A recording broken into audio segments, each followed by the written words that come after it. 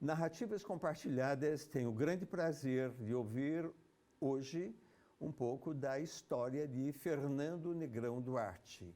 Fernando Negrão, coordenador do curso de jornalismo da Uniso, diretor e apresentador do programa Uniso Comunidade, mestre do cerimonial da Uniso e professor dos cursos de comunicação da Uniso. O Fernando é mestre em Comunicação e Cultura pela Universidade de Sorocaba. A dissertação dele envolveu Fotografia e Cultura. Possui graduação em Jornalismo pela PUC de Campinas e está na Uniso há 23 anos.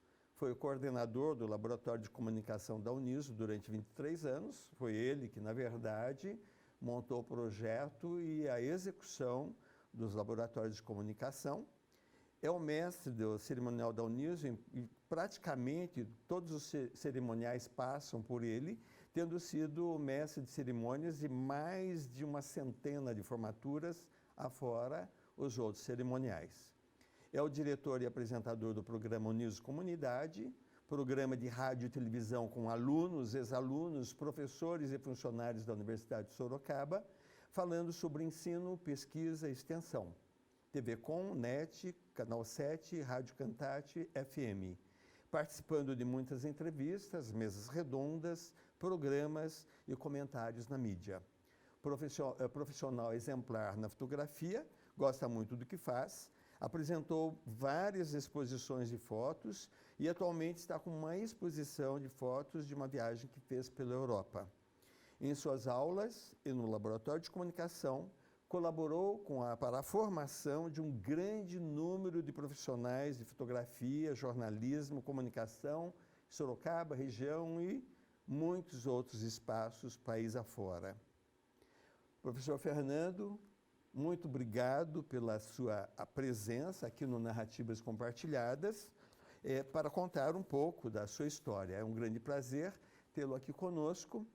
Você sempre é quem faz a entrevista e hoje você está aí do outro lado, estamos mudando os papéis, você vai ser o entrevistado, portanto, fique à vontade para contar a sua história. Eu estou percebendo que está muito nervoso, né? Mas fazer o quê? Quando você pega esse outro papel, fica mesmo, natural.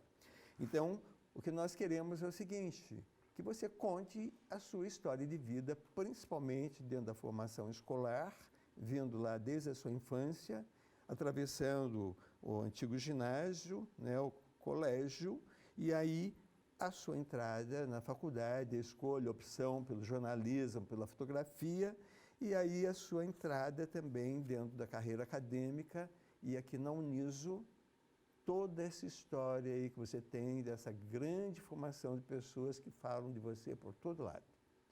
Muito obrigado pela presença, Fernando. Então, vamos lá. Eu que agradeço, Roberto. É uma grata satisfação estar com você mais uma vez, um amigo que me acolheu logo que cheguei na universidade, há 23 anos.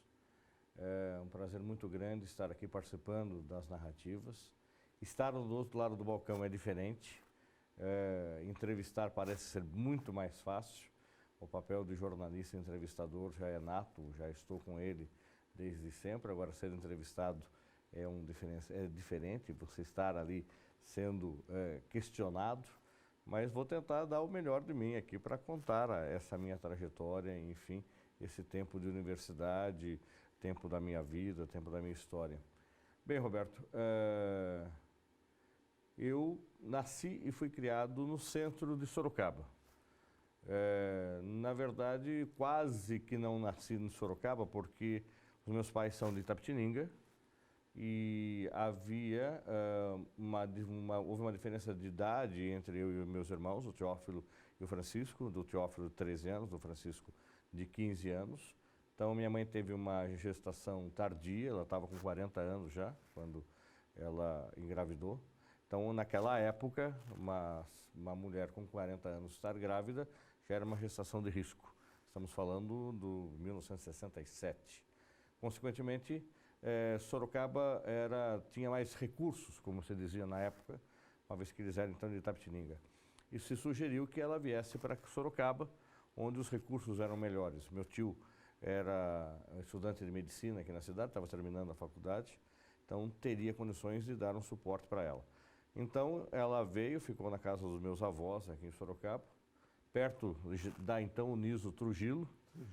E naquele período fiquei ali, nasci em Sorocaba, no hospital evangélico, e imediatamente voltei para Itapetininga com os meus pais. Fiquei um ano só em Itapetininga e meus pais perceberam que Sorocaba tinha muito mais opções de trabalho, a cidade estava próspera e veio para a cidade com a família toda. Montou uma loja de foto no centro da cidade. Qual rua? Na Rua da Penha, 873. Existe até hoje, é o Foto Lima Duarte, há 50 anos, no mesmo endereço. Então, o meu irmão Teófilo permanece com essa loja de foto. Então, nós moramos na loja, na loja ali de foto. Inicialmente, dentro da loja, é um cômodo muito grande, tem uma casa dentro dessa loja, no fundo. E depois, na parte superior, uma casa muito mais confortável. Então eu nasci e fui criado ali no centro da cidade. E, obviamente, comecei os meus estudos no Padilha, que era pertinho da, Sim. né? Eu nasci também na Rua da Penha e estudei no Padilha. No Padilha era do ladinho, Isso. né? Então, comecei no Padilha no pré-primário, né? Antes disso, frequentei o Castelinho. Castelinho, da Cati. Cati, exatamente, grande amiga. né? Frequentei o Castelinho. Que legal. Né? Com 5 anos, eu acho, antes de ir para o Padilha, fazer o pré-primário no Padilha. Onde hoje é o Objetivo. O Castelinho do que era o Objetivo. Isso. Na verdade, existia já o Ciências e Letras. Sim. Cheguei para o Ciências e Letras, mas não gostei. Porque o Padilha, o Castelinho parecia mais divertido, né? Porque parecia que tinha umas coisas mais lúdicas, né? Que eu não sabia o que era, mas era mais divertido, o espaço mais ali para as crianças. O formato da própria escola, né? Aquele casarão. Então, entre ir até o Ciências e Letras e chegar ali no Castelinho, no fim acabei indo para o Castelinho, gostei mais. Minha mãe me mudou da escola, que eu achei mais bonito lá, a outra escola. Daí fiquei no Padilha, do Padilha eu fiz o pré-primário até a 8ª série. Tá? Então foi ali uma sequência. E terminando a 8ª série, eu fui já estudar à noite. Sim. Tá? Então eu já estava indo para o colegial, eu já não queria permanecer mais trabalhando com meus pais. Porque, ou seja, a convivência de estar no centro, trabalhando estudando no centro e trabalhando na loja era um cotidiano. Sim. Fazia parte ali do dia a dia. Então, o momento que eu não estava em casa, estava dentro da loja, auxiliando, ajudando, enfim. Então, o comércio, o atendimento aos clientes, o dia a dia da revelação de fotos, de tirar fotos, de acompanhar meus irmãos em coberturas de eventos, já fazia parte da minha rotina. Sim. Tá? Então, aquilo já não está me agradando mais. Então, eu já estava mocinho, né? Então, eu já tinha 15 anos e estava querendo alçar voos próprios. E como a minha literatura diária, que o meu pai fazia questão, era o jornal impresso, que ele estava no balcão da loja todos os dias, o Diário e o Cruzeiro. Então, nessa literatura, eu me envolvia com ela, principalmente pela imagem. Além de ler a notícia, eu lia a imagem que estava no jornal. Como fotógrafo, eu queria saber como é que o fotógrafo enxergou aquilo naquelas imagens também, que uma só foto retratava toda aquela notícia que muitas vezes você precisava ler uma página inteira para contar aquela notícia. Então aquilo me chamava a atenção. No dia 2 de janeiro de 1983, eu já tinha decidido que ia estudar à noite e queria fazer um curso profissionalizante, imaginando já um futuro, enfim. E o meu pai foi comigo até o colégio Objetivo. Sim.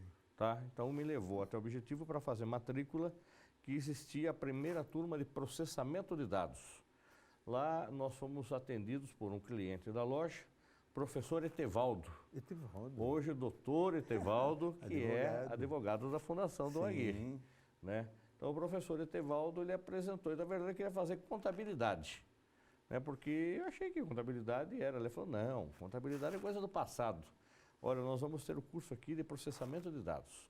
Vai ser uma novidade, um curso de informática, computação é coisa do futuro, venha fazer processamento de dados.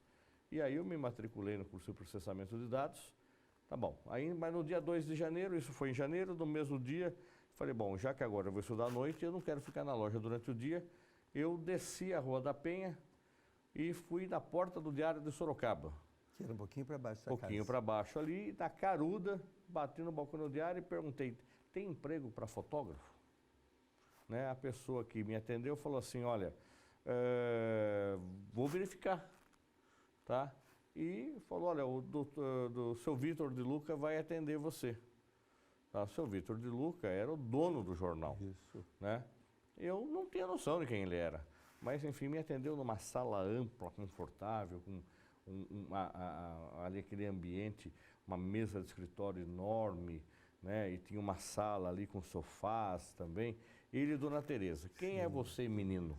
Eu falei, olha, eu sou filho do fotógrafo ali, Lima Duarte. Ah, tá, eu conheço o irmão, Teófilo, Francisco, enfim. Aí você quer trabalhar? Quero trabalhar de fotógrafo. Tal. Enfim, você tem fotos suas que você já fez? Eu trouxe algumas fotos aqui, mostrei. Tudo bem, você tem habilidade, você sabe revelar fotografia? Sei revelar foto preto e branco, sei revelar sim. Tá, muito bem. Olha, o que a gente pode pagar é tanto. Eu falei, mas tudo isso? Porque você veja, até então eu vivia de mesada. Mesada que meu pai me dava para tomar lanche na cantina do Padilha, né? Um dinheirinho para ir no cinema, né? E fui me pagar um salário de repórter fotográfico. Eu falei, tudo isso? Né? Eu falei, eu tô dentro já, né? E aí foi um impacto em casa chegar a falar que eu ia trabalhar, né? E registrado, né? Registrado. Então, no dia seguinte, 2, 3 dias depois, sei que foi para certo de dias, eu já comecei a trabalhar de fotógrafo no diário. Então, isso para mim foi uma felicidade muito grande, né? Uma satisfação muito grande de estar dentro da mídia diária, mais do que nunca ir lendo. E o seu Vitor foi um professor enorme de jornalismo, porque assim que eu cheguei na redação, eu já havia feito, meu pai já me tinha colocado, com 12 anos meu pai me deu uma máquina de escrever, tá? Então eu tenho até hoje uma Hamilton Baby, né? Então meu pai me deu uma máquina de escrever e me colocou num curso de datilografia também na Rua da Penha, né? Na Escola de Datilografia Wonderworld. Não era São Paulo. Depois eu fiz São Paulo, eu fiz duas escolas. Comecei na Wonderworld, depois fui na São Paulo. Isso. E aí eu fiz o curso ali na São Paulo, foi a técnica sem olhar o teclado, enfim. Foi um aperfeiçoamento, uma pós, né, na datilografia. Legal. E aí na hora que eu já datilografava, o seu Vitor me deu uma apostila, que era um manual de redação do Jornal Diário Sorocaba. E no diário eu tive uma ascensão rápida como fotógrafo, porque como eu já escrevia, então foi muito interessante. Datilografava, o José Benedito Gomes, que era o chefe de redação, eu trabalhava de manhã. Então eu entrava às 8 horas da manhã e ficava até 5 horas da tarde, porque eu estudava no Objetivo à noite. Então tudo ali perto do centro. E ele falava, Fernando, você sai fazer a pauta e volta e me traz as informações, porque muitas vezes não tinha repórter de manhã.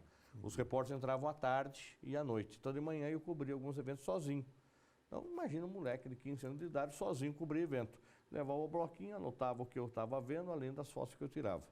E como a minha letra era muito feia, eu datilografava, só que eu já olhava o manual de redação e seguia as regras do manual de redação. O que, quem, quando, como, onde, como e por quê. Então eu já seguia ali o manual de redação. Eu sei que foi ali alguns meses, 3, 4 meses, 6 meses, fazendo isso. E apareceu um outro menino para também sendo candidato a fotógrafo.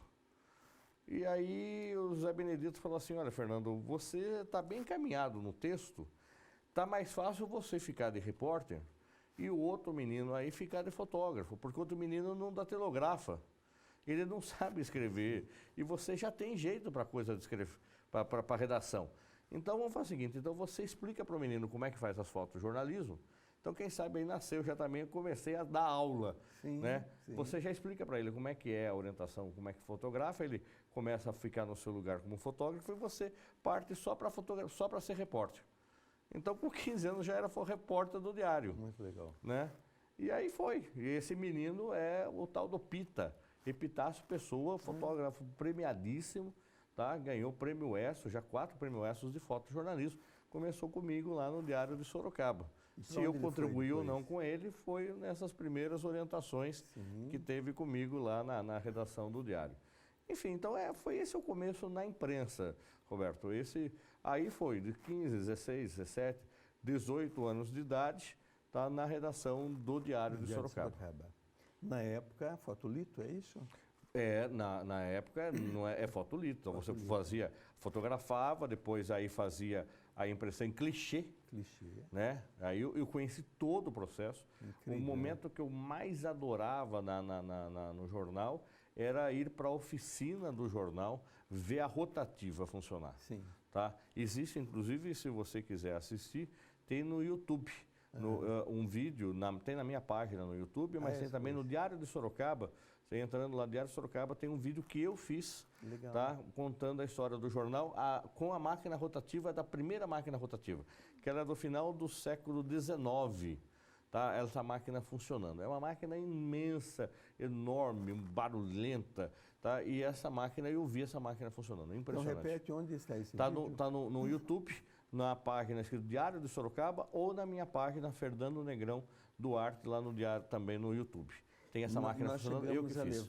Eu cheguei a levar, era professor de português no Getúlio Vargas, curso redator auxiliar, eu levava-os para ver isso. A máquina rodando e funcionando. Fantástico. Lá. E a hora que você colocar letrinha por letrinha. Exatamente, montando metal, ali tudo, a máquina do linotipo funcionando. Né? Eu tenho o meu nome feito em linotipo, porque você datilografava a matéria, a reportagem, depois ia ela para um linotipo, ela era datilografada de novo na máquina de linotipo, e o vocabulário, o teclado era totalmente diferente. Sim. Tá? Quem datilografava na máquina de linotipo não conhecia a máquina, não sabia datilografar na máquina normal. Era ele era em ordem de sequencial. A, B, C, D, F, era diferente do teclado, era um teclado totalmente diferenciado, e era letras minúsculas e maiúsculas, né?